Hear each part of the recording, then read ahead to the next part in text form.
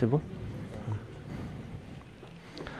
إن الحمد لله نحمده ونستعينه ونستغفره ونعوذ بالله من شرور أنفسنا ومن سيئات أعمالنا من يهده الله فلا مضل له ومن يضلل فلا هادي له وأشهد أن لا إله إلا الله وحده لا شريك له وأشهد أن محمدا عبده ورسوله يا أيها الذين آمنوا اتقوا الله حق تقاته ولا تموتن إلا وأنتم مسلمون يا أيها الناس اتقوا ربكم الذي خلقكم من نفس واحدة وخلق منها زوجها وبث منهما رجالا كثيرا ونساء واتقوا الله الذي تساءلون به والأرحام إن الله كان عليكم رقيبا يا أيها الذين آمنوا اتقوا الله وقولوا قولا سديدا يصلح لكم أعمالكم ويغفر لكم ذنوبكم ومن يطع الله ورسوله فقد فاز فوزا عظيما أما بعد فإن أصدق الحديث كتاب الله وخير الهدى هدى محمد صلى الله عليه وعلى آله وسلم وشر الأمور محدثاتها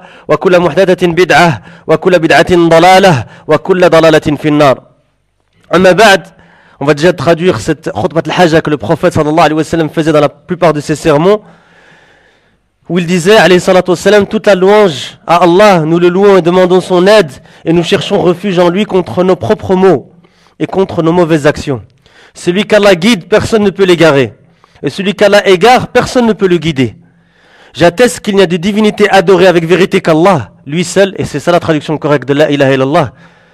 Il n'a aucun associé, et j'atteste que Muhammad sallallahu alayhi wa sallam est son serviteur et son messager. La traduction du sens de la parole d'Allah dit: ô les croyants, craignez Allah comme il doit être craint, et ne mourrez qu'en pleine soumission. Surat Ali Imran, verset 102.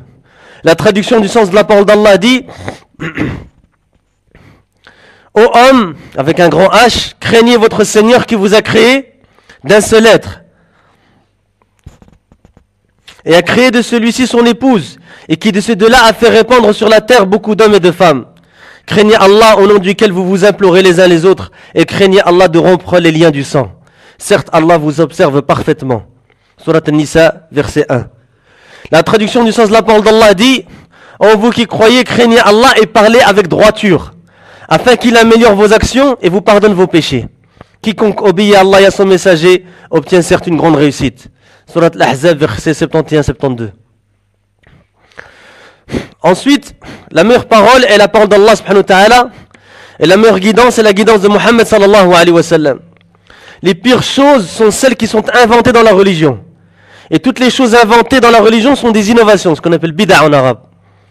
Et toutes les innovations sont des égarements, et tous les égarements sont en enfer. Ceci étant dit, comme salam. Et donc c'est un deuxième cours, un deuxième rappel, pour moi-même d'abord et pour mes frères et sœurs en Allah subhanahu wa ta'ala. Et c'est un rappel de Cheikh Abdelrazak al-Badr, qui est un enseignant à l'université de Médine, et aussi à la mosquée du prophète, alayhi salatu wa sallam, le Masjid Nabawi. Et il dit: قول الله جل وعلا في سورة طه فإما يأتينكم مني هدى فمن تبع هدايا فلا يضل ولا يشقى ومن أعرض عن ذكري فإن له معيشة ضنكا ونحشره يوم القيامة أعمى قال رب لم حشرتني أعمى وقد كنت بصيرا. هذه الآيات المباركات في هذه السورة العظيمة سورة طه فيها بيان أن القرآن الكريم كتاب السعادة. Et c'est ça le titre, هذا هو عنوان المحاضرة أو الموعظة. فمن أرادها لنفسه فعليه بموردها العذب ومعينها المبارك ومنبعها الذي لا ينضب كتاب الله عز وجل.